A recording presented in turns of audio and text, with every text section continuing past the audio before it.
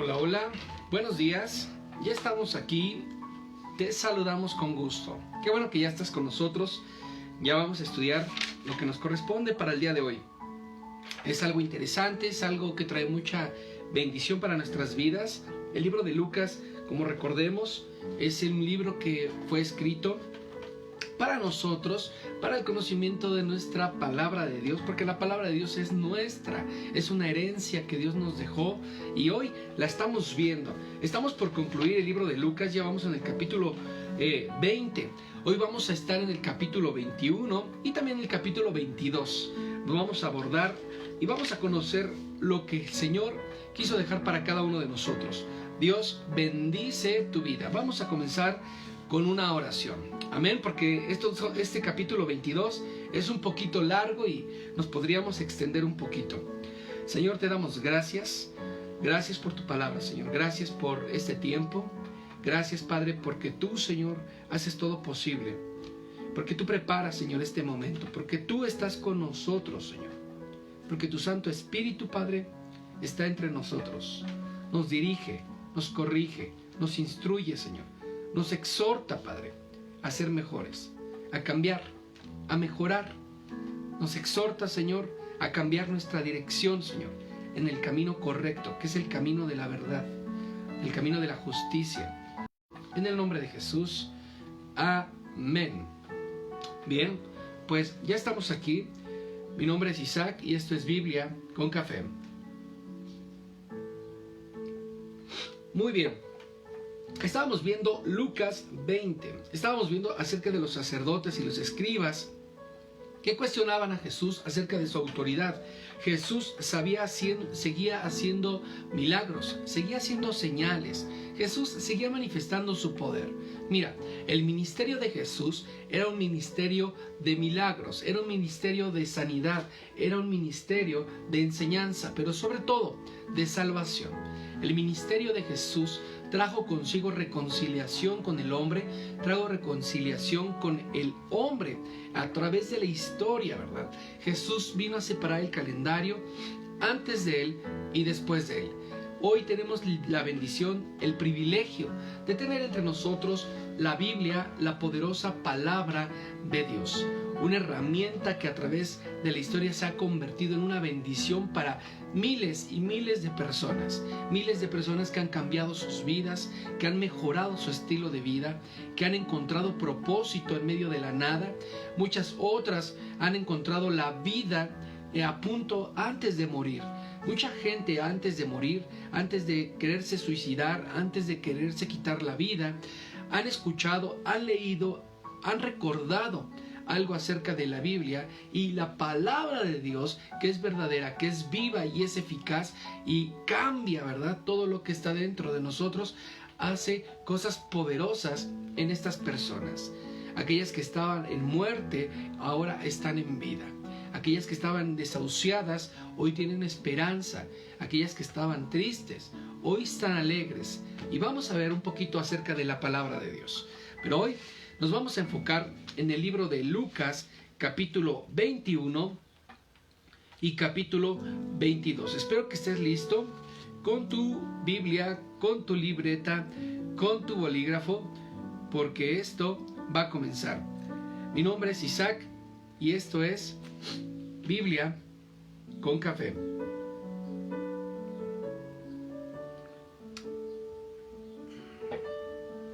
Amén.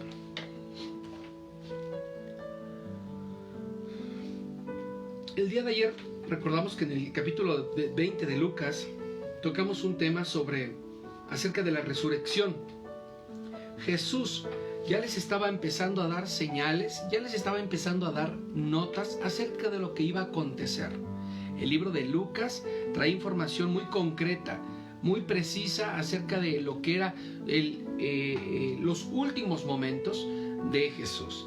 No hace tanto énfasis en lo que aconteció, porque recordemos que el libro de Lucas hace un señalamiento, hace más énfasis, acentúa más los momentos de Jesús, las palabras de Jesús, las victorias de Jesús, el caminar de Jesús entre la gente, más que las profecías que estaban escritas en el Antiguo Testamento o de nuestros profetas anteriores. Ahora vamos a ver aquí Lucas 21, Lucas 22.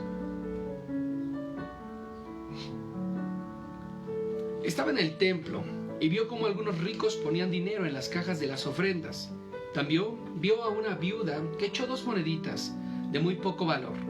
Entonces Jesús dijo a sus discípulos: les aseguro que esta viuda dio más que todos los ricos, porque todos ellos dieron de lo que les sobraba, pero ella, que es tan pobre, dio todo lo que tenía para vivir. Algunas personas estaban hablando de los hermosos bloques de piedra que se habían usado para construir el templo y de los preciosos adornos colocados en sus paredes.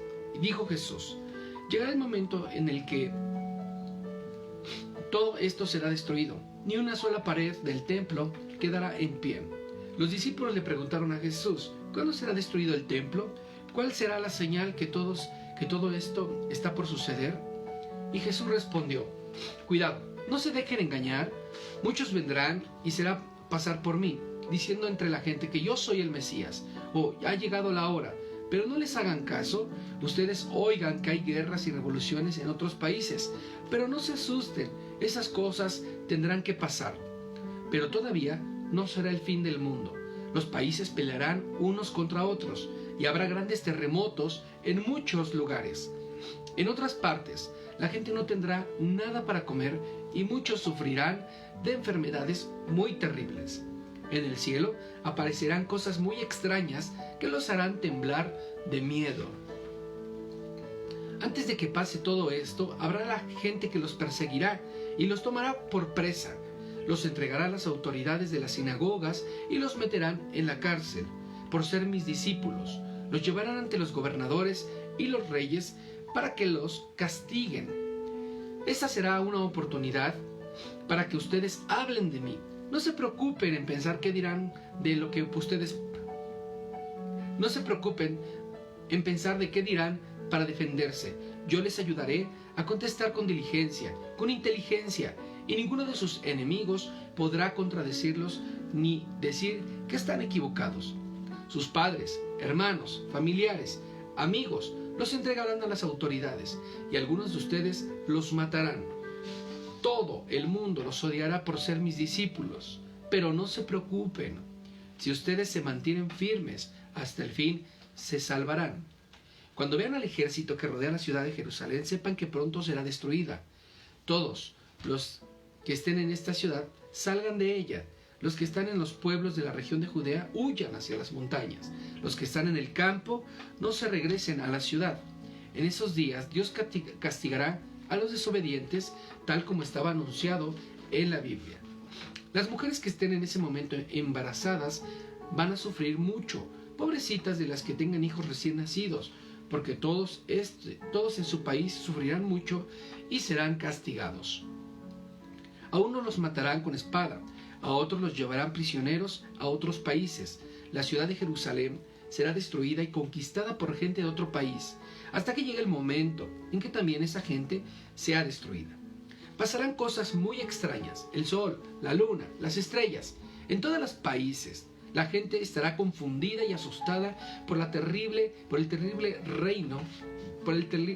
ruido de las olas del mar. La gente vivirá en total terror, que se desmayará al pensar en el fin del mundo. Todas las potencias de los cielos serán derribadas. Esas cosas serán una señal de que yo estoy por volver al mundo. Porque entonces me verán a mí, el Hijo del Hombre, venir en las nubes con mucho poder y con mucha gloria. Cuando suceda esto, entonces estén atentos, porque Dios los salvará pronto. Jesús también le puso este ejemplo: aprendan la señal que les da la higuera o cualquier otro árbol. Cuando un árbol le salen hojas nuevas, ustedes saben que ya está cerca el verano. Del mismo modo, cuando vean que sucede todo lo que yo les he dicho, sepan que el reino de Dios pronto comenzará. Les aseguro que todo esto sucederá antes de que mueran algunos de los que ahora están vivos. El cielo y la tierra dejarán de existir, pero mis palabras permanecerán para siempre. Tengan cuidado, no pasen el tiempo pensando en banquetes, en borracheras ni en muchas otras cosas que la vida les ofrece, porque el fin del mundo podría sorprenderlos en cualquier momento. Y ustedes serán como un animal que pronto se ve atrapado en una trampa. Por eso, estén siempre alerta, oren en todo momento para que puedan escapar de todas las cosas terribles que van a suceder. Así podrán estar conmigo, el Hijo del Hombre. Jesús enseñaba en el templo todos los días y por las noches iba al Monte de los Olivos. Cada mañana la gente iba al templo para escuchar a Jesús. Muy bien, estamos observando cómo en el libro de Lucas, capítulo 21, del 1 al 4, Cristo elogia a la viuda pobre, una mujer que de lo que tenía daba, y aquellos que tenían mucho daban de lo que les sobraba. Una gran diferencia, y no estaba haciendo diferencia o referencia a la cantidad de dinero, estaba haciendo referencia a la calidad del corazón de la persona que da. Una persona que da poco o da de lo que le sobra, en realidad es como si no diera nada. Mas aquella que da de lo que tiene para bendecir y para agradecer a Dios, es aquella que es más rica que aquel que tiene todo el dinero del mundo. Ahora, del 5 al 28, su profecía. Dios empieza a anunciar profecías. Amén. Del 29 al 38, Cristo exhorta a estar alertas. La profecía de que estamos viviendo los últimos momentos es algo real, es algo que estamos viviendo cada día. Empiezan a haber guerras, enfermedades, hambre, terremotos, señales en el cielo, cosas que asustan. Otros están clamando, están diciendo que el fin del mundo se acerca, pero no te alarmes, ¿sabes? Esto tiene que acontecer. Se levantarán falsos profetas, falsos líderes, hombres que tratarán y promoverán soluciones a los problemas que vivimos el día de hoy. Pero te quiero decir algo. Todo esto es un plan que ya está escrito y todo esto tiene que acontecer. Por eso Cristo o Jesús hace referencia a sus discípulos a que estén alerta en todo tiempo y que no malgasten su vida en cosas vanas, temporales o vicios, ya que el Señor puede venir en cualquier momento y los puede agarrar o puede sorprender en la movida. No dejes que te saquen la foto o que salgas sorprendido en este momento a causa de la desobediencia y de tu mal hábito. Dios bendice tu vida y presta atención a lo que está aconteciendo, a las señales, a la profecía que el Señor manifestó en su palabra en el libro de Lucas, capítulo 21. Lucas, capítulo 22. Faltaban pocos días para que los judíos celebraran la fiesta de los panes sin levadura. A esta fiesta también le llamaban la Pascua. En esos días, los sacerdotes principales, los maestros de la ley, buscaban la manera de matar a Jesús en secreto, porque le tenían miedo a la gente. Entonces Satanás entró en el corazón de Judas Iscariote, uno de los 12 discípulos, y le puso una idea de traicionar a Jesús. Judas fue a hablar con los sacerdotes principales y los capitanes de la guardia que cuidaban el templo, y se puso de acuerdo con ellos para entregarles a Jesús. Ellos se alegraron y prometieron darle el dinero. Judas aceptó. Empezó a buscar la oportunidad de estar a solas con Jesús para entregarlo. Cuando llegó el día de la fiesta de los panes sin levadura, que es cuando se mata el cordero para la cena de la Pascua, Jesús llamó a Pedro, a Juan, y le dijo: vayan y preparen la cena de la Pascua. Ellos preguntaron: ¿dónde quieres que la preparemos? Y Jesús respondió: vayan a Jerusalén, a la entrada de la vuelta de la ciudad. Verán un hombre que lleva un jarrón de agua. Síganlo hasta la casa donde entre y díganle al dueño de la casa: el maestro quiere saber en qué sala va a comer con sus discípulos en la noche de la Pascua, y les mostrará una sala grande y arreglada en el piso de arriba. Preparen allí todo lo necesario. Pedro y Juan fueron a encontrarlo todo tal y como Jesús les había dicho. Enseguida prepararon la cena de la Pascua. Cuando llegó la hora, Jesús y sus discípulos se sentaron a la mesa. Jesús les dijo: he deseado muchísimo comer con ustedes en esta Pascua, antes de que yo sufra y muera, porque les aseguro que yo no celebraré más esta cena, hasta el día en que comamos todos juntos en el gran banquete del reino de Dios. Luego tomó una copa con vino, le dio gracias a Dios y dijo: Tomen esto, compártanlo entre ustedes, porque les aseguro que desde ahora no beberé más vino hasta que llegue el reino de Dios. También tomó pan y le dio gracias a Dios. Luego lo partió, lo dio a sus discípulos y les dijo: esto es mi cuerpo que ahora es entregado en favor de ustedes. De ahora en adelante celebren esta cena y acuérdense de mí cuando partan el pan. Cuando terminaron de cenar, tomó la copa de vino y dijo: este vino es mi sangre derramada en favor de ustedes. Con ella Dios hace con ustedes un nuevo pacto. El que va a traicionarme está aquí, sentado a la mesa conmigo. Yo, el Hijo del Hombre, moriré tal como Dios lo ha decidido, pero el que va a traicionarme le pasará algo terrible. Los discípulos empezaron a preguntarse quién de ellos se atrevería a entregar a Jesús. Luego los discípulos empezaron a discutir sobre quién sería el más importante. Entonces Jesús les dijo: en este mundo los reyes de los países gobiernan y sus pueblos, y no los dejan hacer nada sin su permiso. Además, los jefes que gobiernan dicen a la gente: nosotros somos sus amigos y les hacemos el bien. Pero ustedes no deberán ser como ellos. El más importante entre ustedes debe de ser como el menos importante de todos, y el jefe de todos debe de servir a los demás. Piensen en esto: ¿quién es más importante, el que está sentado a la mesa o el que sirve la comida? ¿No es cierto que se considera más importante el que está sentado a la mesa? Sin embargo, vean, yo, el maestro, les he servido la comida a todos ustedes. Ustedes me han acompañado en todos los tiempos más difíciles. Por eso yo los haré reyes, así como mi padre hizo rey a mí. En mi reino, ustedes comerán y beberán. En mi mesa se sentarán en tronos y juzgarán a las 12 tribus de Israel. Amén. Muy bien, llegamos hasta aquí. Lucas 22, del 1 al 6, la traición de Judas. Jesús ya sabía que iba a ser traicionado y pongamos mucha atención en un versículo que dice: y Satanás puso en la mente de Judas traicionar a Jesús. ¿Sabes? Satanás solamente le dio la idea a Judas. Satanás solamente se lo ofertó y Judas mantuvo una conversación con los sacerdotes. Fue corriendo a negociar por dinero. Entonces, de la misma manera sigue trabajando Satanás. Satanás sigue ofreciendo cosas a nuestra mente y nosotros regularmente solemos comprarlas. Regularmente solemos escuchar y prestar atención a las ofertas que el enemigo pone en nuestra mente. Entonces, ahí es donde empieza lo malo. La Pascua. Ya se venía la celebración de la Pascua. Recordemos que la celebración duraba 7 días.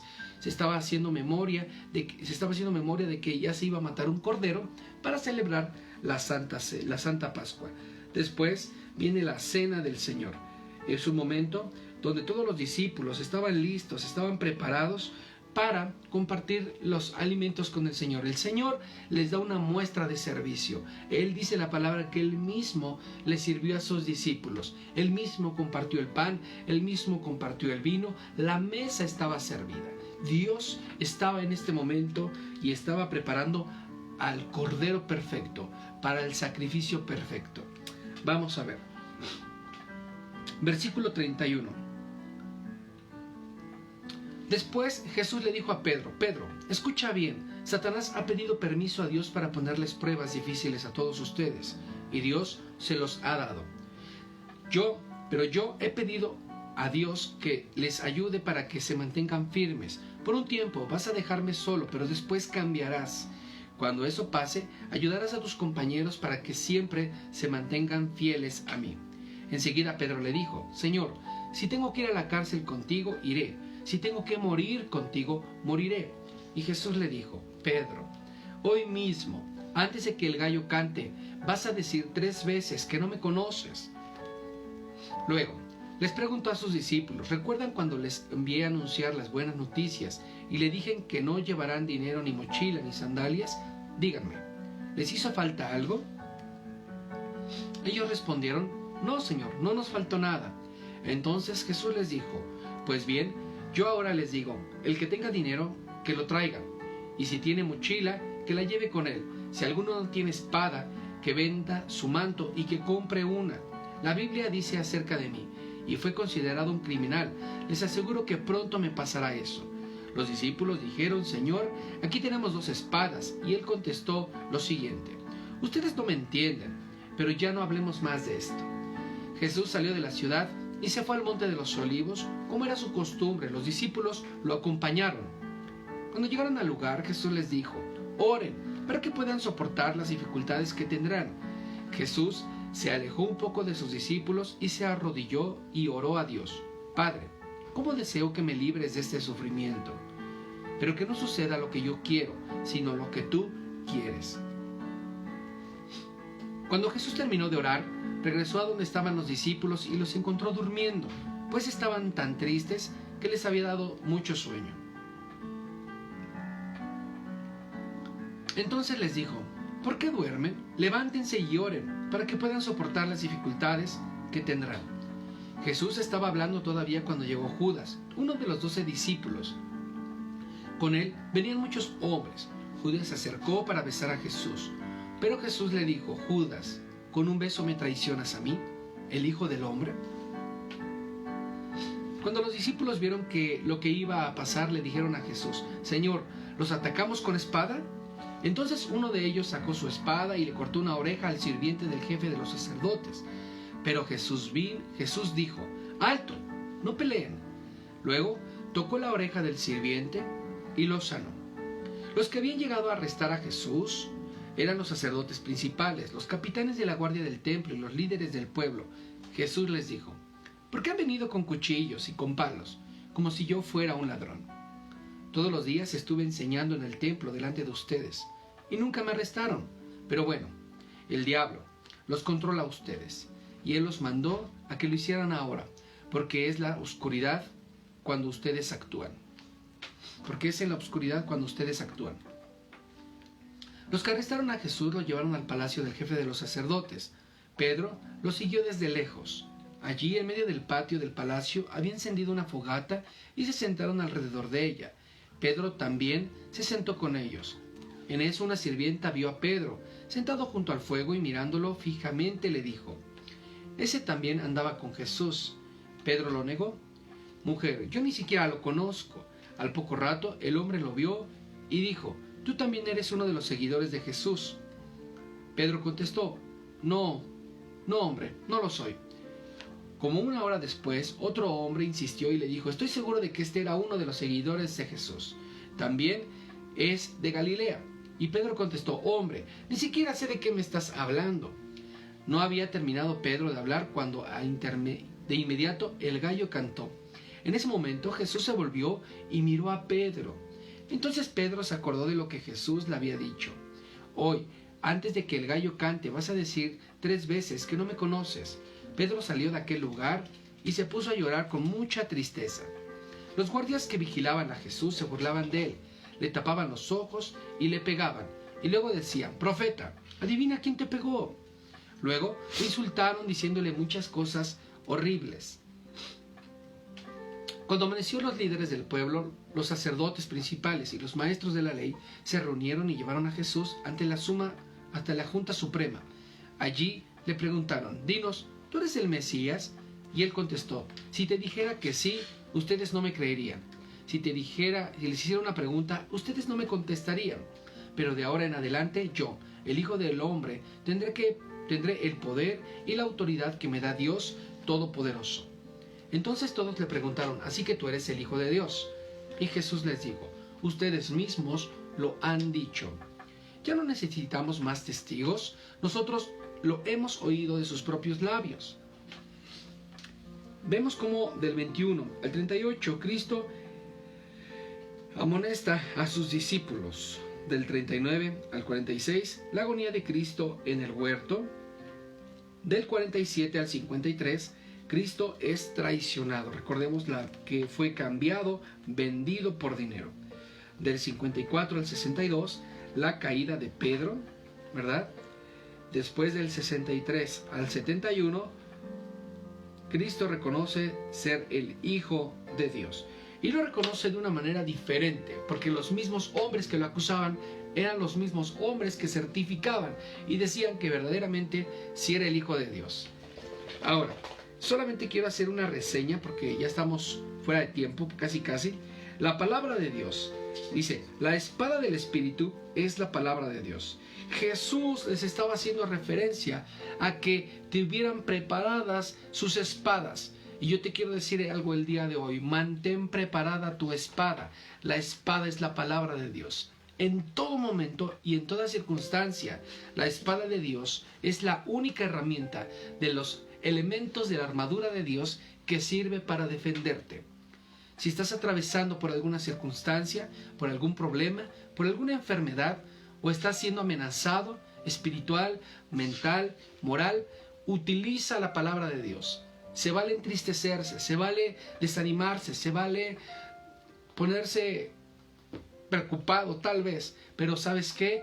Se vale utilizar la espada que es la armadura, es la espada que es la espada de Dios.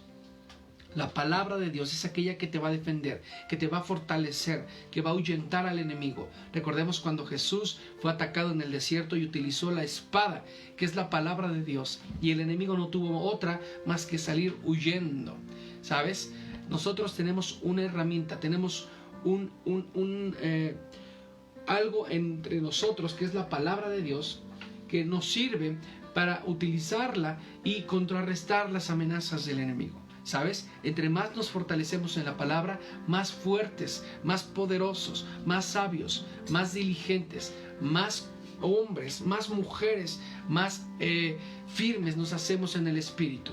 Creemos que Dios está con nosotros. Creemos que la palabra de Dios es verdadera y es eficaz. La palabra de Dios nunca se ha equivocado, nunca se ha contradecido. Siempre ha cumplido su propósito. Dios bendice tu vida. Vamos a orar.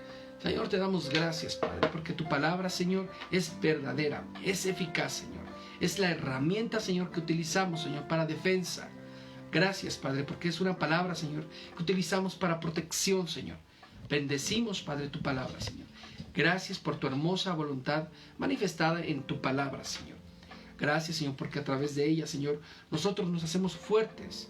Porque tú, Padre, nos fortaleces, Señor, nos equipas y nos das herramientas, nos das utensilios, nos das estrategias, nos das formas, Señor, de hacer las cosas diferentes. Te alabamos, te damos toda la gloria. En el nombre de Jesús. Amén. Mi nombre es Isaac Valdés y mando un fuerte saludo a todos aquellos que están conectados ahora mismo. Un saludo a Luis Solórzano. También un saludo a Jos Martínez, a Mina, a Paola, a Estrella, a Patti. Dios bendice sus vidas. Laura García, Iliana Solórzano también. Dios bendice sus vidas. Serafín Nava, Sera Nava dice aquí. Dios bendice tu vida, Sera. Nos vemos muy pronto. Y les mando un fuerte abrazo y gracias a Dios por sus vidas, porque han permanecido, se han levantado temprano, han estado en este lugar, pero sobre todo han escudriñado la palabra de Dios. Dios bendice sus vidas. Nos vemos para el día de mañana.